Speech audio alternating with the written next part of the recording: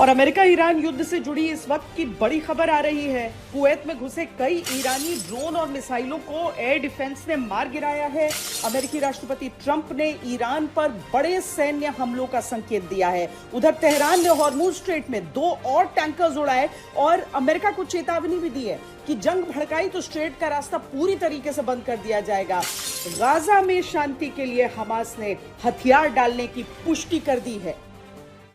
पश्चिम Asia में जंग अब सिर्फ 2 देशों के बीच नहीं रही, बल्कि पूरा इलाका एक बार फिर बारूद के ढेर पर खड़ा है।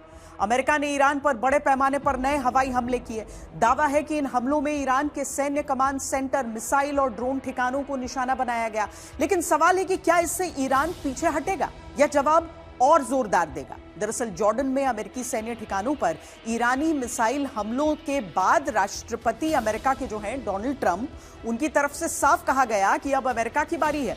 और उसके कुछ ही घंटों बाद अमेरिकी सेंट्रल कमांड ने ईरान के खिलाफ भारी कार्रवाई शुरू कर दी। इसी बीच इराक में ईरान समर्थित मिलिशिया पर अमेरिका और सऊदी अरब की संयुक्त कार्रवाई हुई, जबकि मिस्र के बंदरगाह पर अमेरिकी स्वामित्व वाले गैस टैंकर में धमाके और आग लगने की घटना ने इस संघर्ष को एक नया मोर्चा दे दिया। अब सवाल केवल अमेरिका और ईरान का नहीं, इराक, जॉर्डन, सऊदी अरब, मिस्र, इन सारे देशों तक फैलता यह संघर्ष क्या पूरे पश्चिम एशिया को एक बड़े क्षेत्रीय युद्ध की तरफ धकेल चुका है?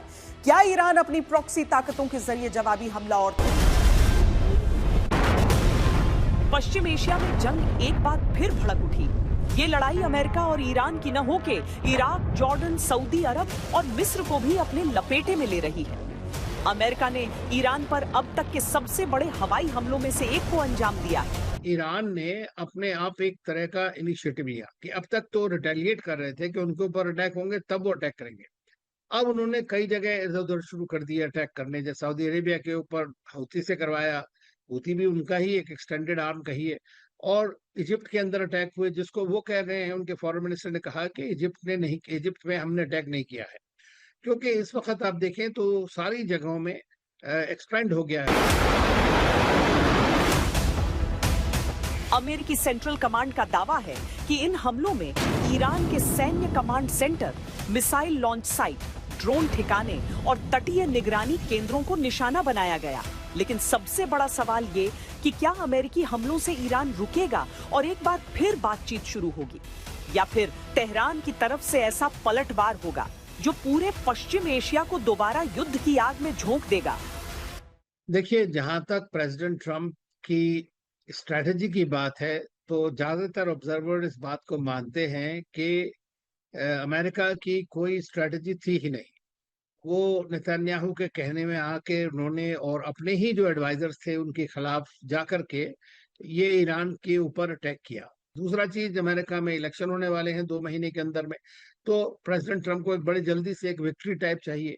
तो इसकी वजह से वो कोशिश कर रहे हैं कि कैसे उसको बढ़ाया जाए आगे, या प्रेशर किया जाए ईरान को और ज्यादा। दरअसल इस तनाव की शुरुआत हुई अमेरिकी ठिकानों पर ईरानी हमलों के बाद। जॉर्डन में मौजूद अमेरिकी सैन्य ठिकानों को ईरानी मिसाइलों से निशाना बनाया। इसके बाद अमेरिकी राष्ट्रपति डोनाल्ड ट्रंप ने साफ शब्दों में कहा, अब अमेरिका की बारी है। So it's our turn, and we'll see if we get there with an agreement at some point, but we're going to hit them very hard.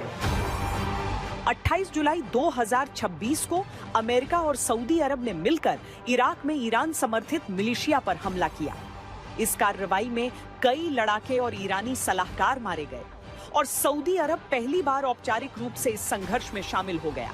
America का कहना है कि यह हमला ईरानी सेना और उसके सहयोगी संगठनों की उन गतिविधियों का जवाब है जिनसे अमेरिकी सैनिकों, खाड़ी देशों और अंतर्राष्ट्रीय शिपिंग को खतरा पैदा हुआ। पिछली बार जो 10 दिन की लड़ाई चल रही थी, उस वक्त में ईरान ने कहा हुतीज को कि भाई अब आप तैयार रहिए दोबारा से लड़ाई करने के लिए, क्योंकि अगर हम यहाँ स्ट्रेट ऑफ हॉर्मुज में रोक देंगे तो आपने वहां बाबल मंदब में या रेड सी में रोकना है सारा ट्रैफिक। अब आप सोच सकते हैं कि सारा मैरीटाइम ट्रैफिक अगर रुक जाए, ऑयल और गैस का जाना बंद हो जाए, खाने पीने की सब चीजों की, फर्टिलाइजर की खपत रुक जाए या वहां से आना जाना, तो उससे कितना बड़ा फर्क ग्लोबल कम्युनिटी को पड़ेगा। वहीं ईरान क्षेत्र में अपने प्रॉक्सी संगठनों द्वारा अपना दबदबा बनाए रखना चाहता है, जिस वजह से अब सऊदी उसके निशाने पर है। अमेरिकी राष्ट्रपति डोनाल्ड ट्रंप ने भी इस घटना का जिक्र करते हुए ईरान पर निशाना साधा और कहा कि अमेरिका इसका जवाब देगा। अमेरिकी हमलों का जवाब ईरान भी लगातार दे रहा है। IRGC ने दावा किया है कि उसने जॉर्डन के अल अजराक एयर बेस पर बैलिस्टिक मिसाइल से हमला कर अमेरिका के 3 F-35 स्टेल्थ लड़ाकू विमान तबाह कर दिए और 3 अन्य को भारी नुकसान पहुंचाया। IRGC का यह भी दावा है कि हमले में कई अमेरिकी सैन्य अधिकारी और तकनीकी कर्मचारी मारे गए। ईरान ने इन हमलों को केश्म आइलैंड पर हमले का जवाब बताया है। हालांकि अमेरिका ने इन दावों की पुष्टि नहीं की है और फिलहाल किसी स्वतंत्र स्रोत से भी इनकी पुष्टि नहीं हुई है। लेकिन इस पूरी कहानी में अब नए किरदार सामने आए हैं, चीन और पाकिस्तान। अंतर्राष्ट्रीय मीडिया रिपोर्ट्स में दावा किया गया है कि चीन की एक कंपनी के जरिए ईरान को आधुनिक एयर डिफेंस सिस्टम उपलब्ध कराने की कोशिश हो रही है। दावा है कि करीब 400 portable air defence missile system Iran पहुंचाए जा सकते हैं। रूट बताया जा रहा है चीन का उरुमिकी, वहां से पाकिस्तान और उसके बाद बलूचिस्तान के रास्ते ईरान। अगर ये दावे सही साबित होते हैं तो अमेरिका के लिए ये नई चुनौती होगी। लेकिन अमेरिका इस पूरे घटनाक्रम पर नजर बनाए हुए है। डोनाल्ड ट्रंप पहले ही चेतावनी दे चुके हैं कि अगर ईरान या उसके सहयोगी अमेरिकी हितों को नुकसान पहुंचाने की कोशिश करेंगे तो अमेरिका जवाब देगा। अब सवाल पाकिस्तान की भूमिका पर भी उठ रहे हैं। अमेरिकी मीडिया रिपोर्ट्स में पहले भी आरोप लगाए जाते रहे हैं कि पाकिस्तान ने अमेरिका और ईरान के तनाव के दौरान ईरानी सैन्य विमानों को अपने यहां जगह दी थी। आज की स्थिति यह है कि अमेरिका एक तरफ ईरान के सैन्य ढांचे को कमजोर करने की कोशिश कर रहा है, तो दूसरी तरफ ईरान के संभावित सहयोगियों को लेकर भी चिंता बढ़ रही है। अमेरिका की तरफ से जो तमाम बातें की जा रही हैं, उस सब के बीच बहुत सारे सवाल इस पूरे स्थिति को लेकर उठ रहे हैं कि युद्ध है, सीज फायर है या फिर क्या चल रहा है। सुमित चौधरी हमारे साथ जुड़ रहे हैं इस समय। सुमित, ये बताइए कि अमेरिका जो जवाबी हमले कर रहा है, जो सेंटकॉम की तरफ से कई बार अचानक सोशल मीडिया पर लिख दिया जाता है कि हम रिस्पॉन्ड कर रहे हैं, वो रिस्पॉन्ड कर रहे हैं या फिर एक व्यवस्थित तरीके से वो उनकी सैन्य क्षमता को खत्म कर रहे हैं ईरान की? श्वेता, अगर अभी के ताजा हमलों को देखें तो बार बार ऐसा लग रहा है कि टेस्टिंग दी वाटर्स हो रहा है, यानी वो बार बार ये देखना चाहते हैं कि ईरान की क्षमताएं क्या है या ईरान किस एक्सटेंट तक जा सकता है। अभी आपको याद होगा कि 12 से 13 दिन तक फिर दोबारा से मिलिट्री ऑपरेशन चलाए गए थे बहुत दिनों की सीज फायर के बाद। फिर एकदम से अमेरिका रुक गया। अमेरिका ने कहा कि हम ऑपरेशन नहीं करेंगे, हम लगातार बातचीत की टेबल पर जा रहे हैं। एकदम से हमने फिर देखा 48 घंटे के बाद फिर ऑपरेशन शुरू हो गए। वो इसलिए क्योंकि वो देखना चाहते हैं कि ईरान अगर रिटेलिएट करना चाहे, क्या वो सिर्फ स्ट्रेट ऑफ हॉर्मुज पर रिटेलिएट कर सकता है या अमेरिका को नुकसान गल्फ ऑफ ओमान में पहुंचा सकता है, रेड सी में पहुंचा सकता है जहां पर हूती हमले कर रहे हैं, और यहां तक कि अब मेडिटेरियन सी तक भी इसका दायरा बढ़ चुका है। तो ये टेस्टिंग वाटर्स वाला जो फिनोमिना है वो अमेरिका इसलिए कर रहा है कि वो देखना चाहता है कि ईरान की जो मिसाइल की रेंज है वो किस एक्सटेंट तक जा सकती है, किस इलाके तक जा सकती है। और शायद इसी वजह से वो बार बार रह रहकर अपने आप देखें कि वो अपनी रीडेवलपमेंट तो कर रहे हैं, रीअसाइनमेंट तो कर रहे हैं चीजों को, नई नई डेवलपमेंट, नई नई चीजों की आप कह सकते हैं एंगेजमेंट बढ़ा रहे हैं अपने वेपन्स की, लेकिन साथ साथ वो ये एक्सटेंड भी देख रहे हैं कि इनकी रेंज मिसाइलों की, इनकी ड्रोन की रेंज की किस कैपेसिटी की है। दो चीजें बड़ी अजीब सी हैं। एक कि इजराइल का इन्वॉल्वमेंट बिल्कुल शून्य की तरह दिख रहा है, जीरो। वो भी मुझे लगता है एक स्ट्रैटेजी ही हम कह सकते हैं सुमित उसको। और इसके साथ ही जो अपने प्रॉक्सीज का इस्तेमाल ईरान कर रहा है, क्या उसी के जरिए वो अमेरिका को बेहतर जवाब देगा अभी? बिल्कुल। और अगर अभी अब देखें, क्योंकि जो पिछले 24 घंटे में घटनाक्रम बदला उसने जरा एक कंसर्न पैदा कर दिया, क्योंकि अब इजिप्ट के पास भी कई जगहों पे ऑयल टैंकर्स को अटैक किया गया और वो भी पोर्ट के आसपास के इलाकों में। तो वो तमाम अटैक जो थे वो जॉर्डन को बाईपास करते हुए, इजराइल को बाईपास करते हुए इजिप्ट की तरफ अटैक किया।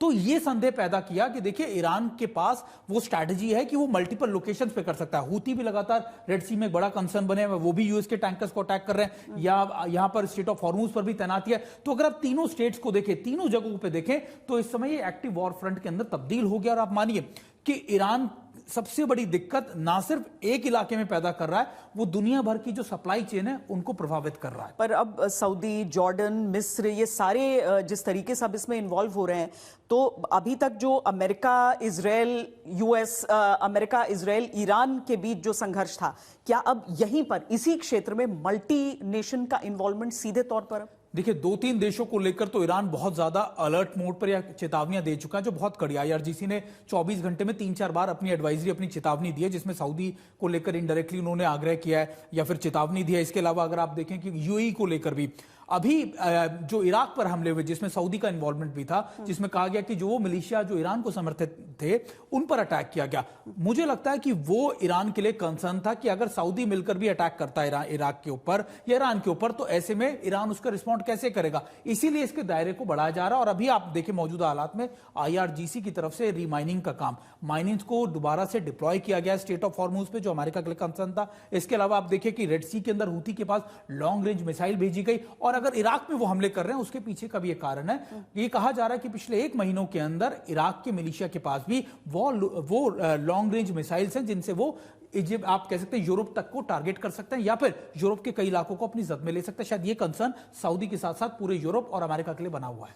तो एक चीज जो सब ये सोच रहे हैं ना कि युद्ध शायद कंट्रोल में है, अगर खत्म हो ना हो, लेकिन इस तरह की चीजें पूरी दुनिया को क्या संकेत दे रही हैं, जो अर्थव्यवस्था को अपनी संभालने की कोशिश कर रहा है? देखिए, पूरी दुनिया के लिए तो एक बड़ा कड़ा संदेश है कि अमेरिका इस चीज को हैंडल नहीं कर पा रहा है। अमेरिका के साथ साथ इजराइल, देखिए अभी नेतन्याहू लगातार अमेरिका गए थे, डोनाल्ड ट्रंप से मिले, और उसके तुरंत बाद हमने देखा ऑपरेशन की शुरुआत हो गई।